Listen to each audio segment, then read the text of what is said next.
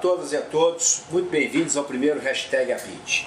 Este é um programa que estamos lançando para convidar pessoas que conhecem do nosso setor, do nosso segmento, a participar de um bate-papo descontraído, apresentando suas visões, seus posicionamentos sobre o mercado e sobre temas de interesse da nossa indústria. Nosso primeiro convidado para o primeiro programa é Renato Beirelles, presidente do Instituto Locomotiva, nosso amigo e um grande expert em toda essa área de consumo, de pesquisa e que tem muito a nos contar sobre esse momento que nós estamos passando.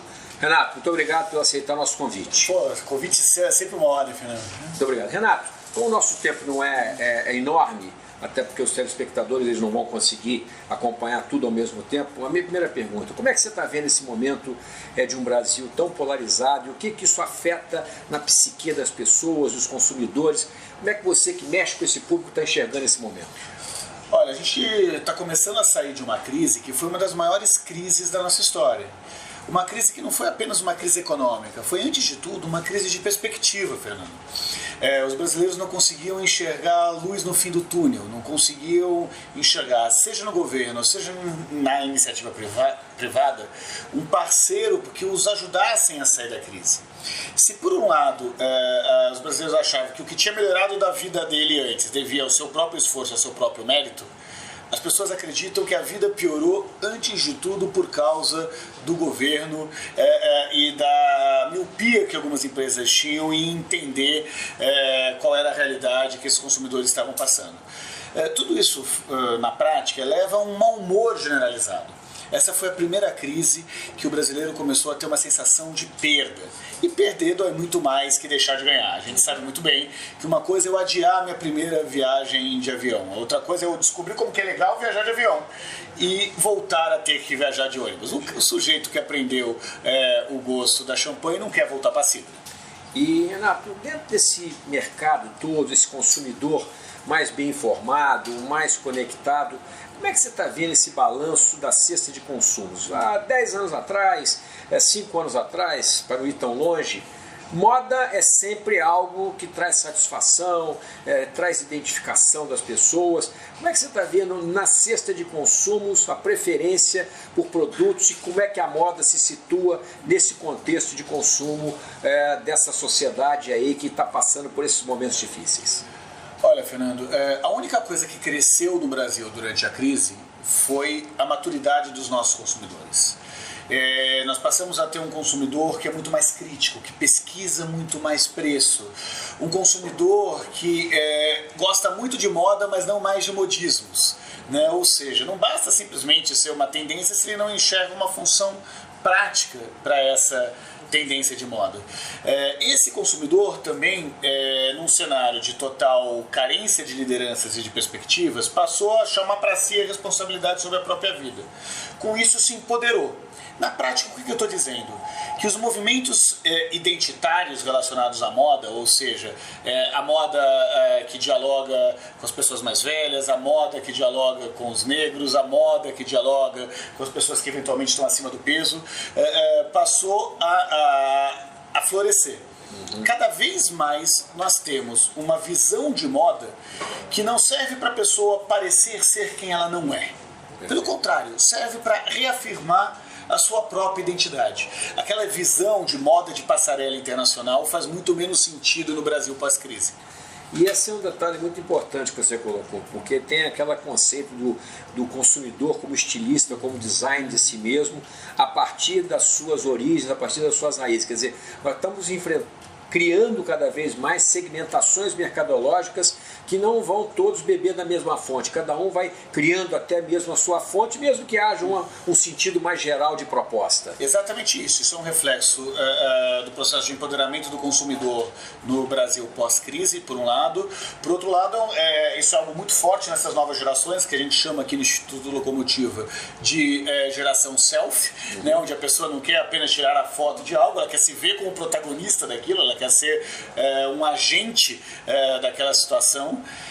E um movimento em que as consumidoras e os consumidores não topam mais virarem escravos de uma tendência que muitas vezes foi elaborado fora do Brasil.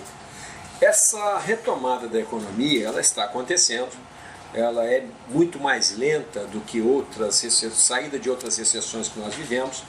Existem explicações, o governo está restringindo porque a parte fiscal está muito apertada, o governo não tem podido avançar muito em determinadas parcerias público-privadas, enfim, algumas pernas do que faz uma retomada de uma recessão ser mais rápida não estão acontecendo agora. Nesse cenário, como é que você está enxergando a expectativa desse consumidor dentro do ano eleitoral, que traz ansiedade por si, mas parece que esse ano vai trazer muito mais, dada a polarização que a gente está vivendo no Brasil? Olha, a retomada de fato está sendo mais lenta do que se imaginava, e o fato é que os números macroeconômicos ainda não chegaram na microeconomia, não chegaram na economia do cotidiano. Independente disso, eu não vejo se repetir num curto espaço de tempo o que foi o Brasil em 2010, quando a gente estava no auge do crescimento econômico. Esse consumidor que sai da crise, ele não vai ter mais o consumo de ostentação.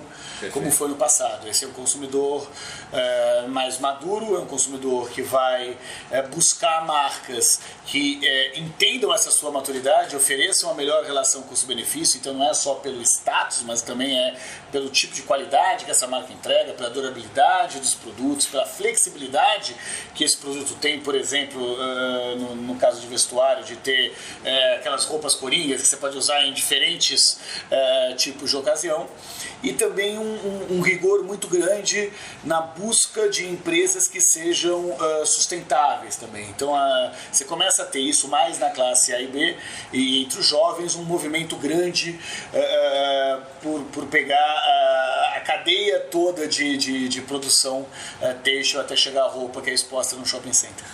Falou em sustentável. E aí ficam sempre as discussões até onde o sustentável é algo, eu tenho uma posição sobre isso, mas eu vou conversar com você sobre o tema, até onde isso veio para ficar definitivamente, e eu acredito que sim, e em que estágio que esse consumidor na ponta de diversos níveis de consumo, ele está valorizando a origem do produto, a forma como foi feito. Você acha que isso já está definindo um pouco o consumo, ou está mais restrito a alguns mais bem informados, mais antenados? Isso, sem dúvida nenhuma, está restrito a uma parcela mais bem informada da população brasileira. Mas vamos entender o que é a demanda por sustentabilidade. Em geral, os debates sobre sustentabilidade, sobre sustentabilidade inclusive na cadeia como um todo, está mais vinculado à questão de será que ele paga mais por isso? Quando a discussão deveria ser outra. Será que ele deixa de comprar por isso? Perfeito. Então, uma coisa é o que a gente fala de drivers de preferência, outro são os drivers de detração. A questão da sustentabilidade caminha para ser um driver de detração. É como se fossem condições mínimas para estar no jogo. Perfeito. Né? As marcas mais fortes e tradicionais, quando sofreram denúncia de trabalho escravo, por exemplo, elas sofreram por isso, mas seguraram essa questão. Marcas novas, se sofrerem com isso, acabam. Essa questão do conceito de sustentabilidade, que é planetária, essa discussão planetária, principalmente no nosso segmento, ela mescla ou junta-se com a questão da tecnologia. Novas formas de consumo, novas maneiras de chegar e desenvolver produtos, atender o consumidor. Como é que essa tecnologia desse consumidor mais antenado está definindo, ou poderá definir o jogo mais à frente? Olha, o que a gente vê é que a tecnologia é um caminho sem volta, né? Hoje a penetração, por exemplo, de internet entre jovens da classe A e jovens da classe C é praticamente a mesma. O que nós vivemos hoje na prática é que o que difere o acesso ou não à tecnologia tem muito mais a ver com idade do que tem a ver com condições socioeconômicas. Né? E ela permite uma série de mudanças do comportamento do consumidor. Primeiro, ela amplia o repertório de conhecimento sobre moda, sobre materiais e tecidos, sobre a origem de uma peça de roupa, por exemplo. A outra questão é que também amplia os repertórios de moda, sobre o que é tendência, o que não é tendência, como eu me visto, como eu mostro. Mas também amplia a capacidade que o consumidor tem de denunciar aquilo que ele não gosta.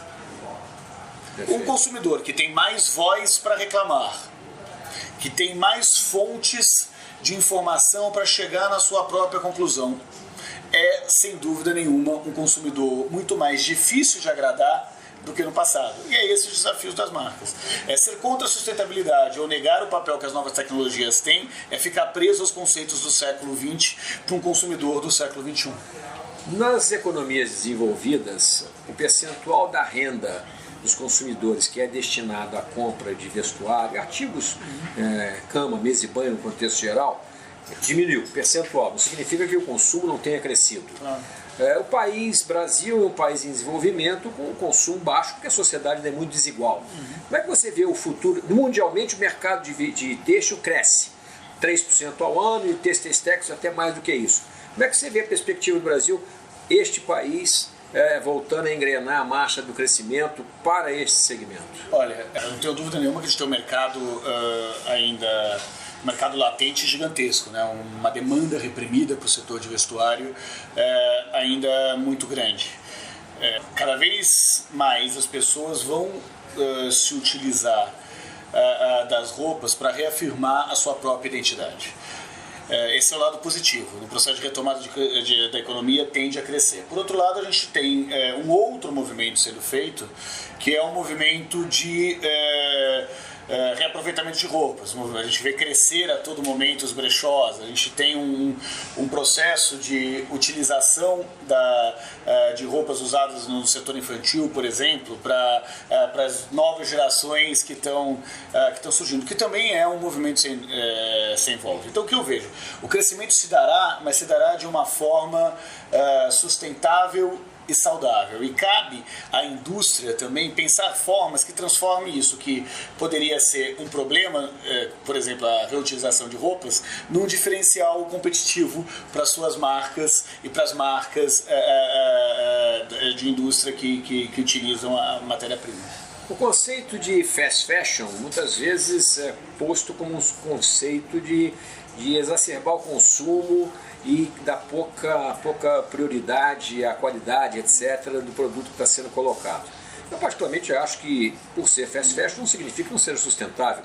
Se você criar um ciclo de produto, de uso, reuso, etc., você pode muito bem estar oferecendo fast fashion e está sendo sustentável. Claro. Ao mesmo tempo, aqueles que querem promover mais o slow fashion.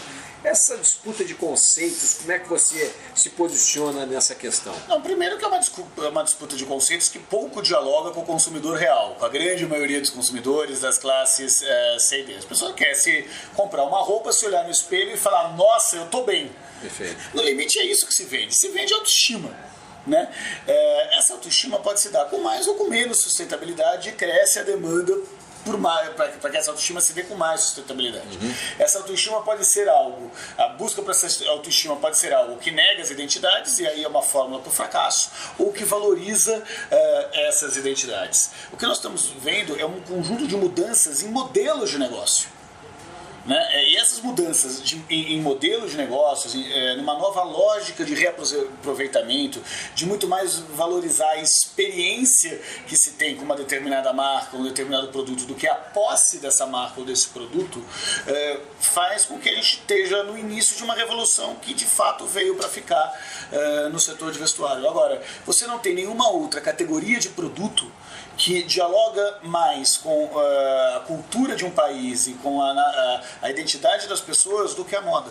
E isso é o fantástico, né? Porque eu acredito muito na indústria da moda e na indústria do vestuário, porque ela é hoje uma das formas que mais se reafirma a identidade das pessoas. As empresas que seguirem esse caminho, com certeza, conseguirão sair da crise maior do que entraram.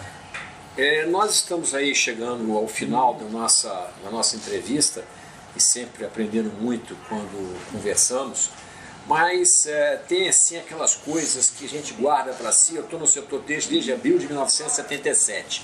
Se você tivesse que dar para o nosso...